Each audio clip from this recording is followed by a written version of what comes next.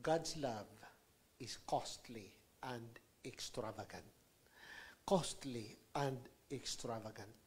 Saan natin makikita? 1 John chapter 3 verse 13. Itong sabi ng Bible na pag ito ay naunawaan, naintindihan natin na ang love ni Lord ay so wide, so long, so high, and so deep. This love is costly and extravagant. Basahin natin, 1 John 3:13. Ready, go. How great is the love the Father has lavished on us, that we should be called children of God. And that is what we are. The reason the world does not know us is that it did not know Him. Ang sabi ng Bible, how great is the love the Father has lavished on us. Yung word na lavished ay ang katumbas nito, so generous, with great amount, quantity, and quality. So generous, napakabukas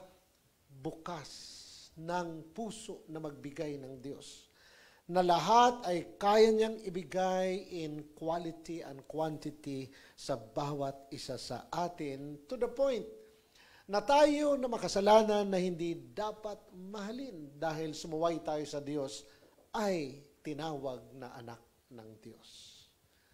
Yan ay so extravagant. So extravagant. Kung ikaw ay merong mga anak, tapos sa labas may mga patay gutom, kung baga sa salita na mga mundo. Patay gutom na mga batang lansangan.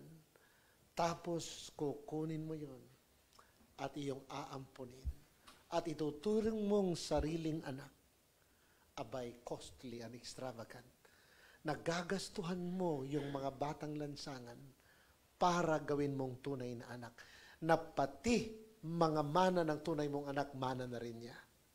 Actually, yan ang ginawa ni Lord sa atin. Tayo ay ligaw.